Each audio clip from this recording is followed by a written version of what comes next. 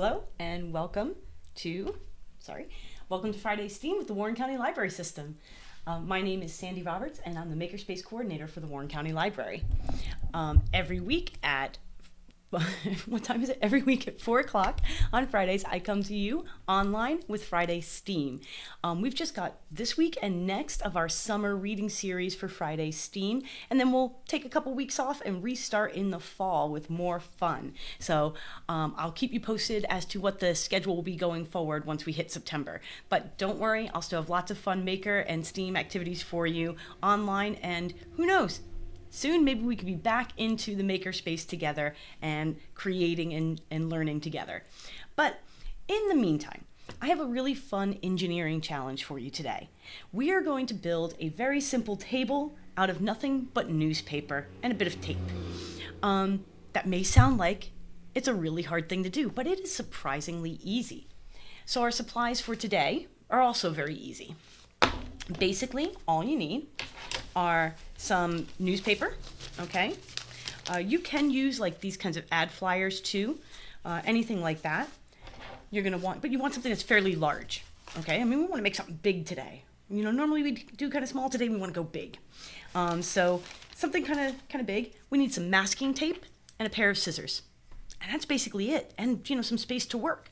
So very simple supplies today. We're really more interested in the engineering concepts today.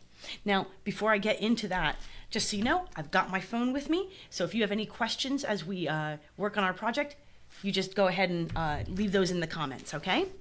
All right, so let's talk a little bit about what's happening with our newspaper and how we're going to manage to take flimsy, flat newspaper like this and create a table out of it. It all has to do with how we transform that newspaper into different shapes so that we can make it stronger. So this is a really fun website. If I don't know if you've ever seen it. It's from a PBS series from a couple years ago, and I'm just going to make it a little bigger for you, called Building Big. And they had this great series about building bridges and domes and skyscrapers and all kinds of cool things. So what I wanted to point out was this shapes lab. So we've got 3 shapes here, okay? We have kind of a square or a rectangle.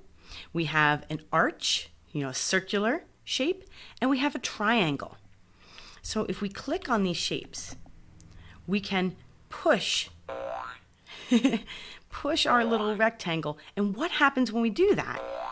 Those corners aren't so strong. This rectangle is very wobbly. It's not a stable shape. So if we want to take that paper and try and build a box out of it, it would probably flop over. It wouldn't really work.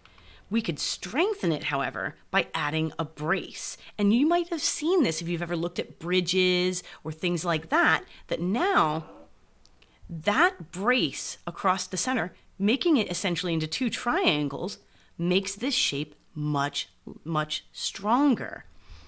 So here we have an arch, and when we push on that, look at that. It doesn't deform too much, right? It does push the sides outward a little bit. So how do we strengthen it? Well, if we use buttresses on the outside of the arch, we can stop that deformity from coming, okay? Now, last one, the triangle. Oh, look at that. See? The outer edges squeeze together and it pulls in towards the center. So when 2 sides basically are experiencing force, the whole thing bends. But if you push on one of the points, the force is distributed and the triangle doesn't bend. So we are going to compare their strength now. So we have our 3 shapes. And if we put one elephant on them, that rectangle's not doing so great. But the other 2 shapes are able to distribute the force. There goes the rectangle. Just couldn't do it. Now the arch, it's okay being pushed and squeezed. See that? It's actually staying in that squeezed shape. There it goes. But our triangle's still holding. 9 elephants maybe is a little too much even for the triangle. All right. So what does this tell us? It tells us that we can use different shapes, right, to make our creation stronger. Now, using this kind of material, it'd be difficult to make triangles out of it, especially because you'd really need to make sure those triangles are pretty accurate. But we can go for the second best shape, and that is a circle. Circles are actually really strong shapes, even stronger than arches. And part of that is because, as you saw with the arrows in our demonstration, the force gets spread out around that whole circle. So it may deform a little bit sometimes, but it will still hold.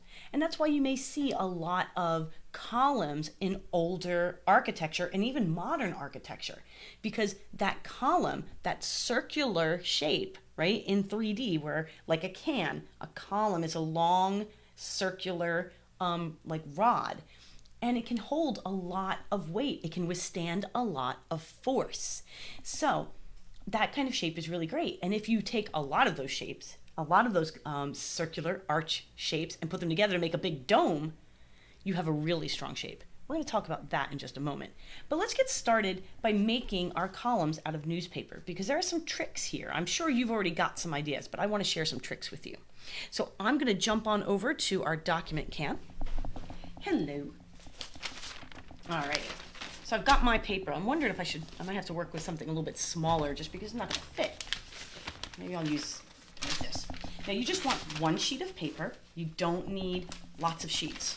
Let's see, maybe I want to kind of give you the real deal here. So I've got a big piece of paper, okay? And you can see that it's basically kind of square, okay? Let's see if you can see it like this, okay? So, couple of things about making a good column. We want to get as many layers wrapped in our column as possible. So I could, kind of just roll like this. But if I go from the diagonal, from this diagonal point and roll, I'm going to get more layers forming my column, which is going to make my column more reinforced and it's going to make it stronger. So that's tip number 1. You want to start from a corner. Tip number 2. You don't want a really wide column. That gives it more chance to deform. We want to keep our column as tight as we can manage. So we are going to really start tiny. Again, it's all about not having empty space in that column. We want to give it as much chance as possible to resist that force. So I'm trying to get it started here. Hard to talk to the camera and get this started. Okay, try again. So this is not perfectly square, so it's not going to make a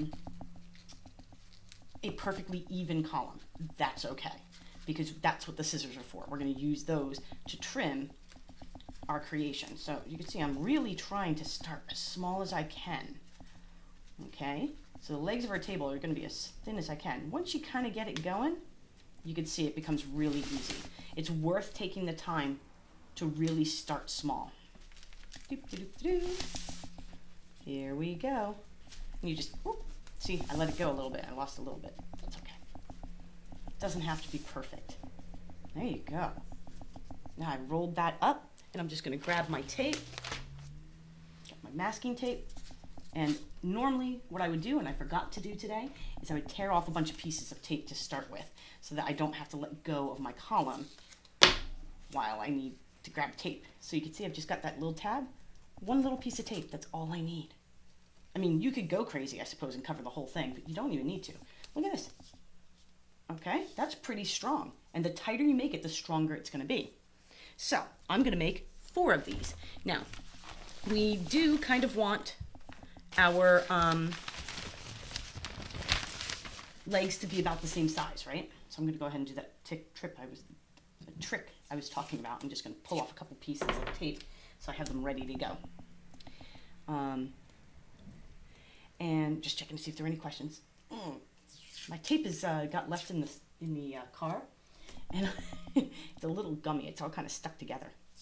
Might be time to retire this tape. Find a different use for it. All right, so I'm gonna make 4 legs as fast as I can. Hopefully you have some newspaper and you're making some legs too. Okay, here we go. We've got lots of, sorry, we got the news. There's Dr. Fauci. Oh, and Lizzo. I love Lizzo.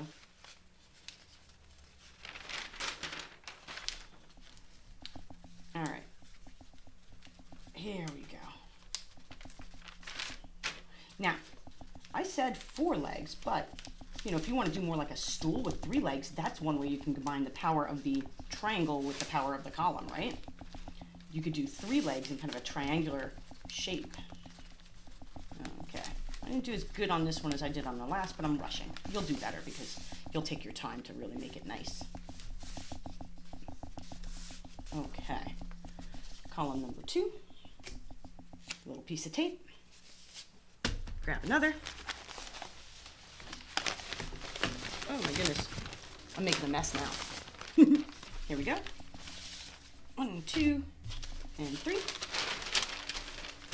And it's always the hardest getting it started. I'm going to go a little quicker than I normally would. Now, I will say, you can build more than just a table with this. We're going to build something simple, but you can take the same concept and build much bigger things. For example, one of my favorite things to do is to make a bunch of these tubes and build a geodesic dome. A geodesic dome is basically created by putting together a bunch of triangles. So you make columns, you build them together into triangles, and then you shape those triangles together to form an arch. So you've got that circle and triangle working together again. The geodesic dome was designed by a scientist and engineer named Buckminster Fullerene. I know, that's quite the mouthful of a name, but very smart man.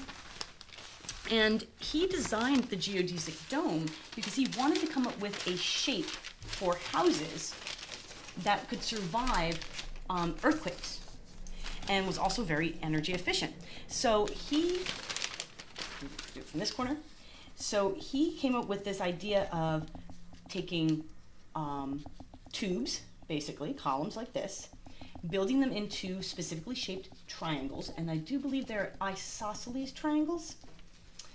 So they have 2 arms that are the same and one that isn't, 2 sides that are the same and one that isn't. And then you put them together, and when you do that, you create a really strong dome that survives just about any earthquake. He built a bunch in the 60s, like in Antarctica and the North Pole and some on fault lines around the world, and they're still standing. And like I said, they're very energy efficient because air is able to circulate really well within them. And they're actually very efficient to build. Unfortunately, domes as homes did not really catch on. But you can still see a lot of really cool geodesic domes in like New York. A lot of arboretums and greenhouses use them. So really, really interesting. So if you search online for geodesic dome and newspaper, you will find instructions. They're out there of exactly how to build yourself a geodesic dome with this same technique. So I encourage you to do that. That takes a little bit longer than 20 minutes like we normally have for Friday STEAM, but I want you to know that's a possibility. So I've got my 4 columns. I'm just going to grab my scissors now, wherever I put them. Scissors. And I'm just going to cut them all to be the same shape. Now, I'm not going to worry about the same length. I'm not going to worry about exactly what that length is right now. You might want to actually measure a table in your house, get out a measuring tape, and measure what height a table is. I'm just going to kind of use my desk to get an idea of how long I want these to be. And then you can see they're very easy to cut. Now, you have some options when it comes to the top of your table, and I'll recycle that later. We can, of course, just do, a bunch of newspaper. If you tape this newspaper together, right, you can do things like tape, your newspaper together with your masking tape. And I would go a couple across here and then a couple across the other way. And you can build a nice stack, and that will give you a table top. Or, what do I have? I have a little bit of cardboard that you can use. So it's really up to you what you want to do. In the interest of time, I'm going to go ahead and use the cardboard because it'll take me a while to build a nice thick base using these. But if you want to keep it all newspaper, keep it the challenge all newspaper, go ahead and use your newspaper and just put it together. The other thing I will say for strength is that when you're doing this, don't orient all of them the same way. So you see, these are all kind of going like that. So I would come and do the next one the opposite direction, right? And do kind of vary the stacks. And that's just gonna give it a little bit of extra strength. So I will leave you to that. I'm just gonna use my newspaper. Now, you'll notice we have one problem. I can't just stick that on, right? Very easy to fix that. All right, we're gonna pick whichever side we think looks the best, and we are going to just cut kind of compass points, just like 4 little slits into it, and fold that back, crease it as you go. Can you see how I'm doing that? Yeah. Okay. I might have I didn't do mine so nice and even. Normally I would get a ruler out. Then you're gonna put it down wherever you want to put your, in the corner. Let me grab some tape. And what this does is gives you a base. And I didn't space mine out very nicely. You will do better than that because you're not trying to do it on camera. You just take a little tape, and you want to make sure you do all your tabs. Don't skip any. And there you go. Now, you may also want to reinforce this with like another tube around it. And this is where sometimes now you have to like think, ooh, is this too tall now? Now do I need to trim this down? So that's the next challenge, is how do I attach this well as a table? But definitely flaring out the bottoms helps a lot. And part of what you want to do is go for shorter legs, because this central part, that's where you've got the most layers. So if you chop down to that central part and then build your little tabs from there, you're going to have a stronger adhesion. But, I would love to see some of the ways that you guys come up with attaching your table, your legs to your table. So yeah, then I'm just going to go ahead and do all of mine. The other thing you're going to want to think about is, how am I going to attach, I'm just trying to do this on camera, how am I going to attach my feet? How am I going to make this stay steady? And you can do the same thing that we're kind of doing here. I just did 3 this time. I thought that would be a little quicker for me.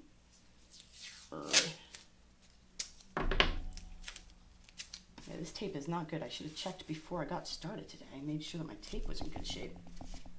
Okay, just adding tape. And this is all underneath the table, so no one's going to see it. It doesn't matter. Okay, so there we go. We've got our next one on. And I would keep doing that.